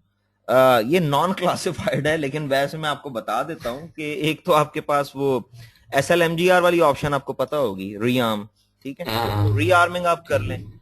और 30 डेज तो रीआर्मिंग में ऐड कर लेता है, और 2-3 दफा आप दे सकते हैं, तो उससे आपको 90 डेज मिल जाएंगे। और उसके बाद फिर एक और भी तरीका है जिससे वो और एक्सटेंड उसे कर देता है, ठीक है। लेकिन बहरहाल आप अगर उसे इवेल्युएशन के लिए यूज कर रहे हैं तो इतनी ज्यादा चेंजेस आप अपने सिस्टम पे करते हैं कि 180 डेज से पहले ही आपको मशीनरी इंस्टॉल करनी पड़ जाती है। तो टेस्टिंग के लिए तो बिल्कुल सही है, और अगर आप उस इवेल्युएशन वर्जन को प्रोडक्शन में यूज कर रहे हैं तो दैट इज अगेंस्ट लाइसेंसिंग, तो ये इसका मैं आपको कोई मेथड नहीं बता सकता, ठीक है। अच्छा जी, सर्वर कोड देख लें, कॉन्फ़िगरिंग अ सर, सर्वर कोड इंस्टॉलेशन, ठीक है। क्वेश्चन और अबाउट डी। जी क्या कह रहे हैं, सर क्वेश्चन है डी ज्वाइन के बारे में। प्लीज। सर ये इसका कोई एक्सपायरेशन टाइम होता है क्लाइंट का ज्वाइन करने का, और ये इंटरनेट के थ्रू भी हो सकता है ना, यानी कि मेरा डोमेन एक लोकेशन पे है, क्लाइंट किसी और कंट्री में है, जी मैं जी, उसे बस फाइल ईमेल कर दूं। एग्जैक्टली हो जाएगा, हो जाएगा, ओवर द और इंटरनेट भी हो जाएगा। लेकिन ये बात याद रखिएगा कि ओवर द इंटरनेट डोमेन के ऑपरेशंस तो नहीं चलते ना, हमारी इजम्पशन है कि वो VPN के थ्रू आपके साथ कनेक्टेड है, इंटरनेट होगा, हाँ जी हाँ जी। ठीक है ना। तो आप ईमेल उसे कर दें फाइल, वो जब एग्जीक्यूट करेगा तो डोमेन ज्वाइन हो जाएगी। आपको मैं अभी दिखाता हूं ना, मशीन मेरी रीबूट हो गई है, हम उसे चेक करते हैं कि वो इस वक्त डोमेन का पार्ट बन गई है। उसके लिए हम आते हैं अपने VMware में, और नहीं अभी बूट हो रही है, इसे बूट हो जाने दें, उसके बाद हम देखते हैं कि इस पर डोमेन डिस्प्ले हो रही है या नहीं। सर्वर कोर की जो इन्फॉर्मेशन है उसके लिए सर्वर कोर चलाएं। ये सर्वर कोर है, मैंने आपको sconfig तो दिखा दिया चला के, ठीक है, कि sconfig जो है वो आपको देखें, ये sconfig की कमांड मैंने पावर शेल में दी थी, जो आपकी स्टैंडर्ड कमांड्स हैं पावर शेल में चल जाती हैं, तो उसने फिर भी एग्जीक्यूट कर दिया। यहां से आप जाके काम करते हैं, लाइक कॉन्फ़िगरिंग रिमोट मैनेजमेंट है, इस वक्त इनेबल्ड है, मैं 4 प्रेस करता हूं, ठीक है, ये देख लें इस वक्त क्या आ रहा है, इनेबल्ड, ठीक है। या विंडोज अपडेट स्टैटिस्टिक्स, ये इस वक्त मैनुअल पे, मैं इसे ऑटोमेटिक करता हूं, 5 प्रेस करें, ऑटोमेटिकली ए करना है, ए कर दें, ठीक है। ये देखें अब क्या हो गया है, ऑटोमेटिक हो गया। रिमोट डेस्कटॉप इस वक्त डिसेबल्ड है, ठीक है, मैं 7 प्रेस करता हूं। इनेबल के लिए ई है, ये मैं ई प्रेस करता हूं, एंटर कर देता हूं, ठीक है। बात समझ में आई। तो अब ये देखें वो सिलेक्शन कह रहा है अलाउ ओनली क्लाइंट्स, मैं यहां पे 1 कर देता हूं, ओके कर दें, ये अब आपके पास है, रिमोट डेस्कटॉप इनेबल हो गया। तो बेसिकली आप ये ऑप्शन नंबर प्रेस करके और इसको ट्यून करते जाएंगे, और मजीद अगर कोई ऑप्शन चाहिए तो फिर आप इसे एग्जिट कर दें, 15 करें यहां पे, और अब आप यहां से, ये मैं पावर शेल में आ गया हूं, यहां से आप ये अब दोबारा आ गए कमांड प्रॉम्प्ट पे, यहां से आप जो कमांड देना चाहते हैं वो दे दें, ठीक है। पॉइंट समझ में आता है। पावर शेल चलाना चाहें तो पावर शेल, ये पावर शेल चल गया, देखिए पहले सी प्रॉम्प्ट थी, अब PS है। तो कोर में बस ये है कि you have to be very good on command line, then आप इसे हैंडल कर सकते हैं। अदरवाइज आप इसमें, और इसमें लर्निंग के रेफरेंस से याद रखिएगा कि यू कैन नॉट रश, इसको आप आहिस्ता आहिस्ता करें, थोड़ा थोड़ा टाइम दें, तो ये एक स्टेज पे आप इसे अच्छे अच्छे तरीके से कर लेंगे। कमांड लाइन जो है स्पेशली पावर शेल के लिए आपको अपने आप को प्रिपेयर करना पड़ेगा। नहीं जी, विंडोज पावर शेल आ गया, आप इसकी स्लाइड्स भी देख लें, उसके बाद मैं आपको ये यूज करके दिखाता हूँ, तो आपको क्लियर हो जाएगा कि किस तरह से यूज होता है। सबसे पहले है Windows PowerShell. What is Windows PowerShell? ये आपके पास विंडोज पावर शेल है, और ये उसकी कमांड्स डिस्प्ले हो रही हैं, ठीक है। आप लेट से एक कमांड आ रही है सेट डिस्क, इसे देखें, सेट डिस्क, ठीक है। इस कमांड को अगर हम देखें तो इसके 2 हिस्से हैं, पहले हिस्से में लिखा हुआ है सेट, उसके बाद डैश, उसके बाद लिखा हुआ है डिस्क।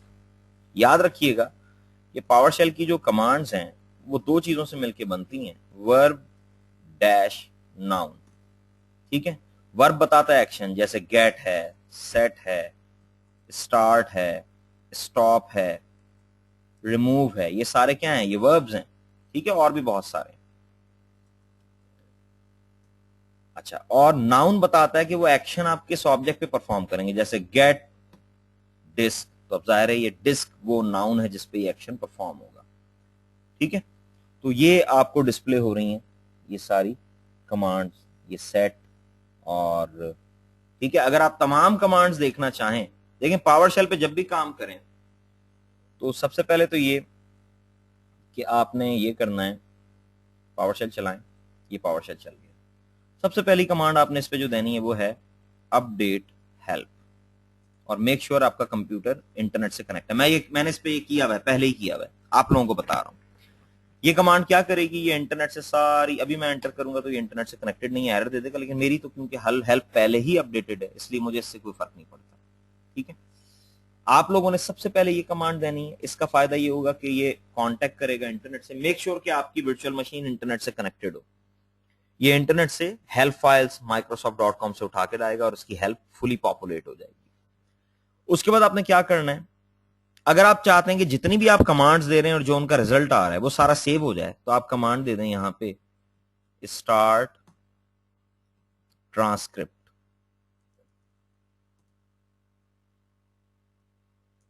ये जी ट्रांसक्रिप्ट, एंटर करें, देखें एक लाइन लिखी हुई आएगी, वो कह रहा है transcript started, output file is this this this this. यहां पे सेव कर रहा है, इस जगह ये फाइल बना रहा है। ठीक है, अब आप जो जो कमांड देंगे, लाइक मैं यहां कमांड देता हूं गेट हेल्प, बखाली में गेट हेल्प देता हूं। ठीक है, तो ये यहां पे C users administrator my documents, ये देखें पावर शेल की स्क्रिप्ट फाइल बन रही है। ठीक है, 97 ये वाली है। ठीक है, ये देखें मैंने अभी कमांड दी थी गेट हेल्प, ये यहां आ गया, तो ये बनाता जा रहा है फाइल। ठीक है, तो इसे आप बनाने दें फाइल, और जब आप कंप्लीट कर लें काम तो यहां पे कमांड दें स्टॉप ट्रांसक्रिप्ट। उससे ये होगा कि वो, ये देखें फाइल इसे सेव कर दी, आपको कह रहा है कि टेक्स्ट फाइल है वहां पे। आप कम से कम रिव्यू कर सकते हैं कि जो आपने काम किया है उसके रिजल्ट्स क्या थे। ठीक है, ये आपके सामने। ठीक है, तो एक तो ये काम करना है आपने, स्टार्ट ट्रांसक्रिप्ट स्टॉप ट्रांसक्रिप्ट। उसके बाद जब भी कोई एरर आए तो उसे आपने पढ़ना है कि वो क्या क्या आ रहा है। ओके, यहां पे मैं देखना चाहता हूं कि मेरे पास कमांड्स कौन कौन सी हैं, तो मैं यहां कमांड दूंगा गेट कमांड। ये जनाब सारी कमांड्स इसने दिखा दी। ये इस वक्त ISE एग्जीक्यूट हुआ हुआ है, इंटीग्रेटेड स्क्रिप्टिंग एनवायरनमेंट। ये अलग है, ये अलग है। ठीक है, ये जरा ज्यादा अच्छा होता है इंटीग्रेटेड एनवायरनमेंट, कलर्स वगैरह इसमें आते हैं और आपको पता लग जाता है कि जो मैं कमांड दे रहा हूं वो किस फॉर्मेट में है। लेकिन बहरहाल यहां भी ये गेट कमांड, ये सारी कमांड्स आ गई।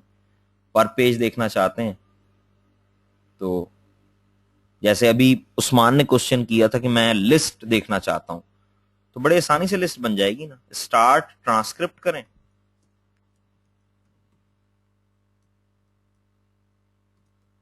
ये ट्रांसक्रिप्ट स्टार्ट हो गया। कमांड दें गेट कमांड,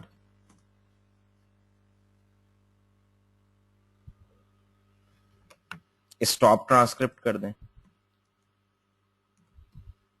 ये लें जी, जाएं फाइल खोल लें, सी में गए, यूजर्स में गए, एडमिनिस्ट्रेटर, डॉक्यूमेंट्स, ये जनाब सारी कमांड्स आपके पास आ गई। ठीक है, ये देखें कमांड्स लिखी हुई हैं और सामने बता भी रहा है कि कमांड फंक्शन है या कमांड लेट है।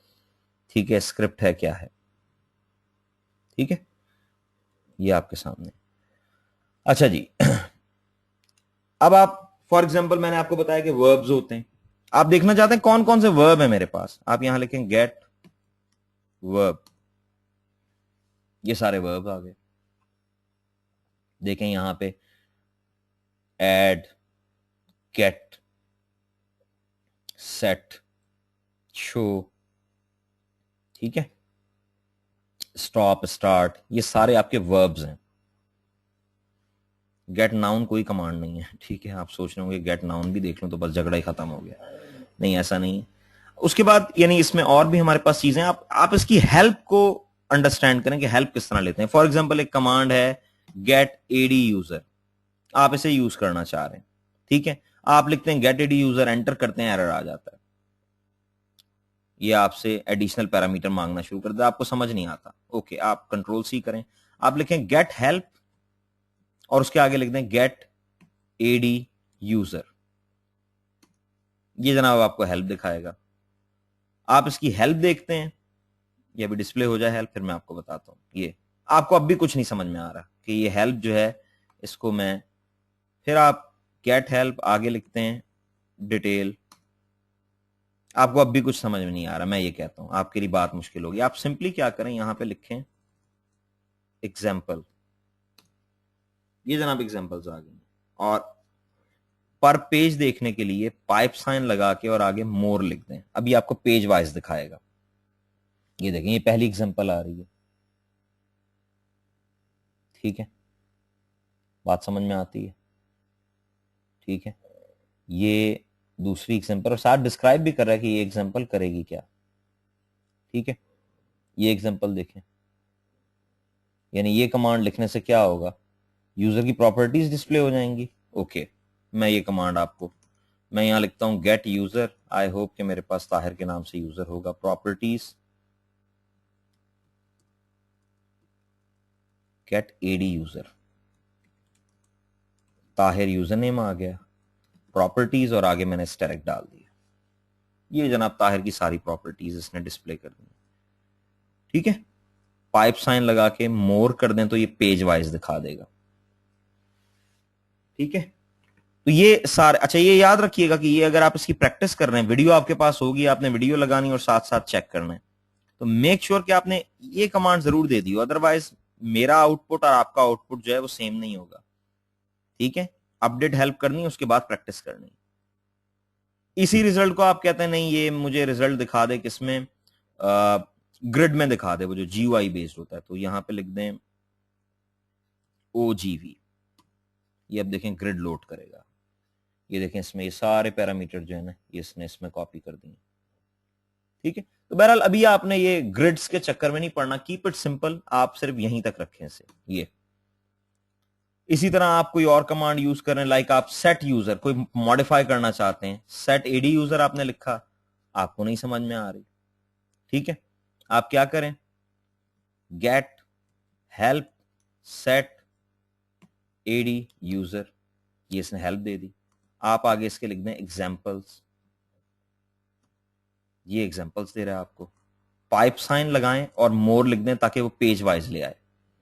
और अगर आप इसको यानी आप कहते हैं कि सर मैं चाहता हूं प्रिंटेड फॉर्म में देख लूं, तो उसका भी तरीका मैंने आपको बता दिया, क्या है उसका तरीका, कि पहले लिखें स्टार्ट ट्रांसक्रिप्ट, ठीक है जी, ये दिया, स्टॉप ट्रांसक्रिप्ट कर दिया, ठीक है, पाथ इसने दिया हुआ है, उसमें जाके ये खोल लें, ये आपके पास पूरी हेल्प आ गई, यहां से फिर देख के आप आराम से प्रैक्टिस करते जाएंगे, ठीक है। तो इसकी हेल्प को पढ़ना सीखें, आपके लिए काम बहुत आसान हो जाएगा। माइक्रोसॉफ्ट ने सारी चीजें इसमें लोड की हुई हैं, आप माइक्रोसॉफ्ट की बताई हुई मेथोडोलॉजी को फॉलो करें, आपकी लर्निंग बहुत क्विक होगी। ओके जी, अब स्लाइड्स देखें, उसमें क्या क्या बातें कर रहा है ये आपने देख लिया, आगे आए। वो कहता है कि विंडोज पावर शेल की जो कमांड लाइन का सिंटैक्स है वो क्या है, गेट कमांड नाउन, ठीक है, और noun name, get command verb, verb name, help command name, get command, ठीक है, ये इसने आपको बताया है। आप एक और भी कर सकते हैं काम, लाइक आपको कमांड ही नहीं पता, मैंने आपको कोई काम करवाया फॉर एग्जांपल, और वो काम था डिस्क से रिलेटेड, ठीक है, आफ्टर द लेक्चर मैंने भी ये वीडियो अपलोड नहीं किया, आप प्रैक्टिस करना चाह रहे हैं, अब आप देखना चाह रहे हैं कि सर ने जो कमांड्स दी थी डिस्क से रिलेटेड वो कौन सी थी, आप यहां पे लिखें गेट कमांड, नहीं आप यहां पे लिखें गेट, नहीं गेट कमांड लिखें, और स्टैटिक और इसमें लिख दें डिस्क। देखें अब इसने आपको वो कमांड्स दे दी हैं जिनमें डिस्क का वर्ड आ रहा है, ये देखें ये डिस्क, ये डिस्क, ठीक है, ये डिस्क, आपने विंडोज फीचर्स देखने हैं। कोई कमांड मैंने रन की थी क्लास में जिनका ताल्लुक विंडोज फीचर से था? कोई भी नहीं है।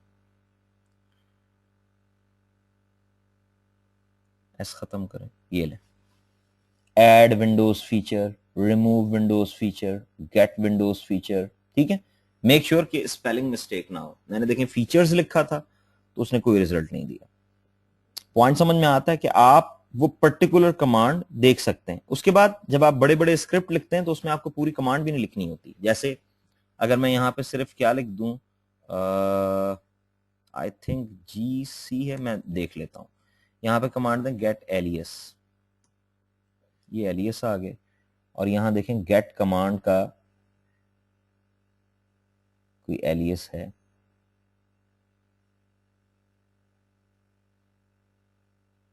GCM। ठीक है, अब आप सिर्फ लिखें GCM तो वही काम होगा जो गेट कमांड से हो रहा है। देखिए मैंने पहले क्या लिखा था, अभी थोड़ी देर पहले मैंने आपको कमांड रन करके दिखाई थी कि मैं देखना चाहता था कि डिस्क से रिलेटेड कौन कौन सी कमांड्स हैं। तो मैंने लिखा था गेट कमांड स्टैरिक, स्टैरिक इसके बीच में लिख दिया था डिस्क। ठीक है, अब मैं क्या लिखता हूं, यही कमांड लिखता हूं, लेकिन instead of writing get command मैं यहां लिख देता हूं GCM। देखें रिजल्ट वही है। तो गेट एलियस में वो आपको शॉर्ट फॉर्म बता रहा है। ये देखें यहां वो क्या कह रहा है कि GCM का मतलब है गेट कमांड, GDR का मतलब है गेट PS ड्राइव, GHY का मतलब है गेट हिस्ट्री, GP का मतलब है गेट आइटम प्रॉपर्टी। पॉइंट समझ में आया? ये एलियस है। और आने वाले लेक्चर में आपको बताऊंगा मैं, आप खुद भी एलियस बना सकते हैं अपनी मर्जी के।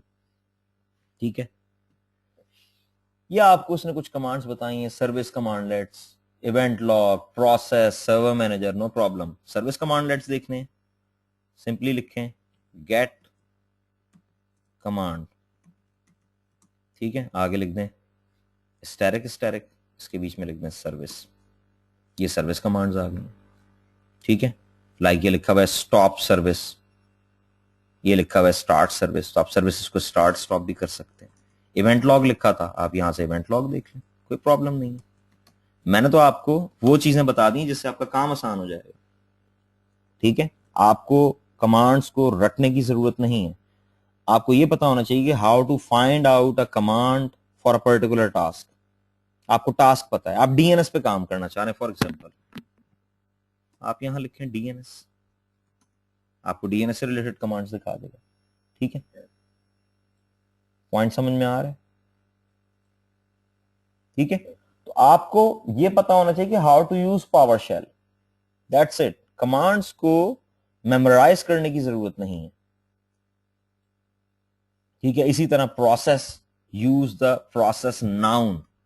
मैं यहां लिखता हूं गेट प्रोसेस, ये जनाब इसने प्रोसेस दिखा दिए सारे। ठीक है, ये वही चीज है जो टास्क मैनेजर में हम देखते हैं। और क्या है, server manager, Windows feature. Windows feature भी मैंने आपको बता दिया, गेट विंडोज, उसमें से देख लें कमांड और उसके बाद जो टास्क परफॉर्म करना चाहते हैं वो कर दें। मैं यहां लिखता हूं गेट कमांड और आगे लिखता हूं विंडोज फीचर, ये आ गया। ठीक है, मैं यहां लिखता हूं गेट विंडोज फीचर, तो ये दिखाएगा, वही चीज दिखाएगा जो आप यहां से जाके देखते हैं। ठीक है, ये देखें, नेक्स्ट करें। ये चीज नहीं, ये तो रोल्स हैं, ये फीचर्स का पेज आ रहा है। ये चीज आप वहां से देखेंगे, यानी वहां आप कमांड लाइन में देखेंगे डॉट फ्रेमवर्क इंस्टॉल है और फेल ओवर क्लस्टरिंग इंस्टॉल नहीं है। करें एंटर, ये देखें जी, ऊपर करें जरा, देखें जो चीज इंस्टॉल है उस पर क्रॉस आ रहा है। ठीक है, देखें DNS इंस्टॉल था, DNS पे क्रॉस है। File and storage services install थी, क्रॉस है, और आगे उसके फीचर्स भी आ रहे हैं। ठीक है, पॉइंट समझ में आती है? और ये देखें, ये पॉइंट समझ में आएगा अब आपको, ये .NET फ्रेमवर्क। ठीक है, ये इंस्टॉल था, ये सेलेक्टेड है। ठीक है, पॉइंट क्लियर होता है। तो ये बेसिकली पावर शेल है, पावर शेल से डरने की जरूरत नहीं है, आप इसे यूज करें। जो प्रॉब्लम आती है मैं अवेलेबल हूं, मुझसे आप क्वेश्चन कर सकते हैं किसी भी स्टेज पे। मैं स्काइप पे ऑलमोस्ट पूरा दिन अवेलेबल होता हूं, आप उस पर क्वेश्चन ऐड कर दें, ठीक है। उसके अलावा यानी मेरी अवेलेबिलिटी है, आप क्वेश्चन पुट करें, मैं आपको उसका आंसर दूंगा, ठीक है। अपनी प्रैक्टिस अच्छे तरीके से करें। ये जनाब पावर शेल का इंटीग्रेटेड स्क्रिप्टिंग इंजन है, इंटीग्रेटेड स्क्रिप्टिंग एनवायरनमेंट, ठीक है। और इसको रन करने का तरीका देख लें, क्योंकि मैंने इसको पहले से ही रन किया हुआ था, ये एग्जीक्यूशन में थोड़ा सा टाइम ज्यादा लेता है। आप इसको सिंपली यहां जाके लिखें पावर शेल, ठीक है। ये मैं इस विंडो पे आया कैसे हूं, स्टार्ट पे कीबोर्ड में आपका स्टार्ट का बटन होता है, आपने उसे प्रेस किया, ये चीज आ गई पावर, ये देखें ये पावर शेल ISE आ गया, इस पे क्लिक कर दें, पावर शेल ISE एग्जीक्यूट हो जाएगा, ठीक है।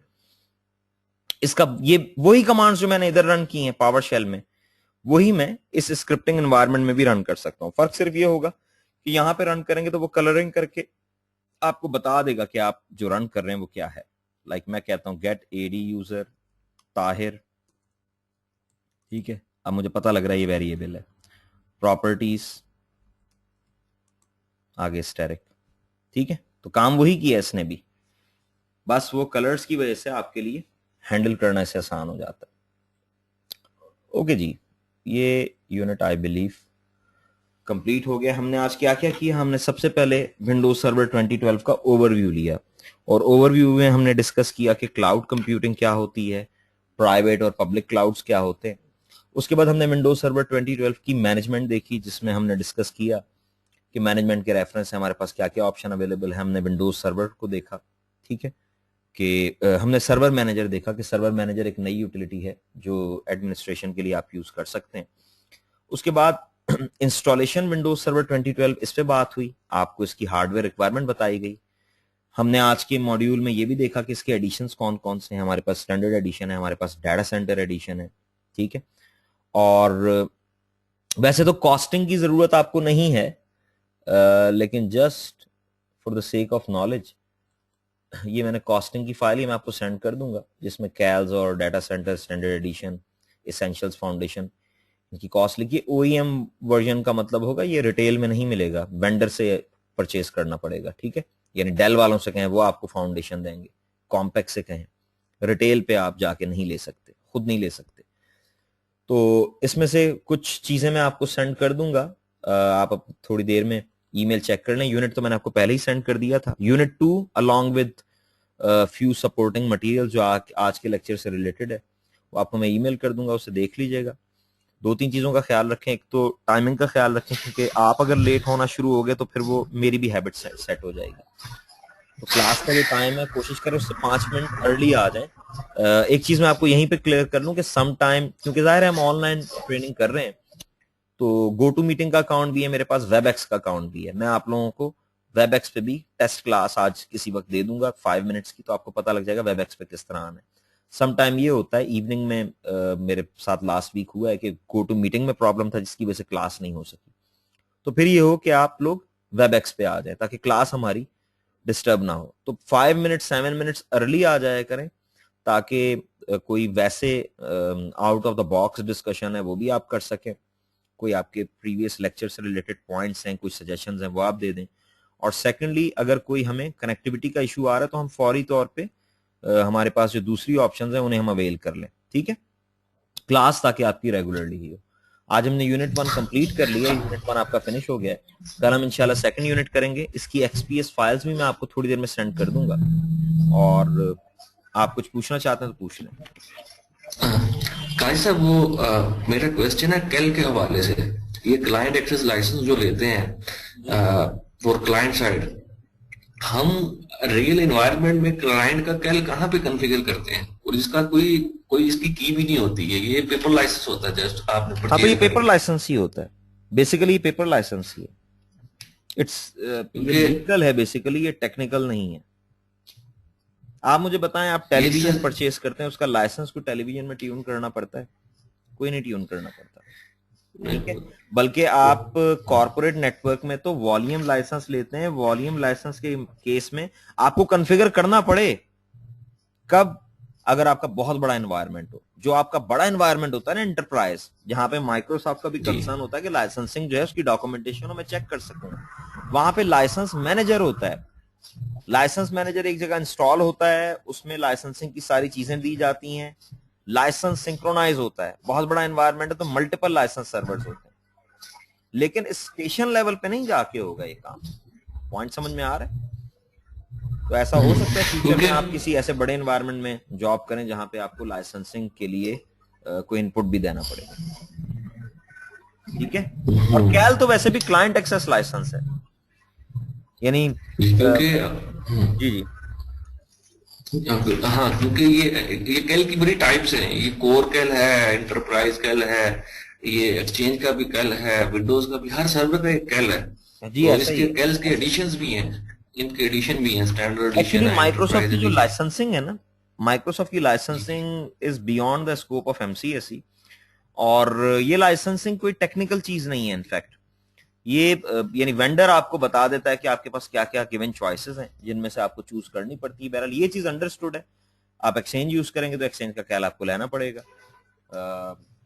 यानी माइक्रोसॉफ्ट की सारी, जाहिर है जो बिजनेस है माइक्रोसॉफ्ट का, that is because of licensing. तो लाइसेंसिंग में माइक्रोसॉफ्ट बहुत स्ट्रिक्ट है। ठीक है। यानी कि मेरा कहने का मतलब था कि ये वो पोर्शन है जहाँ पे बंदा चीट भी कर सकता है। यहाँ पे अगर किसी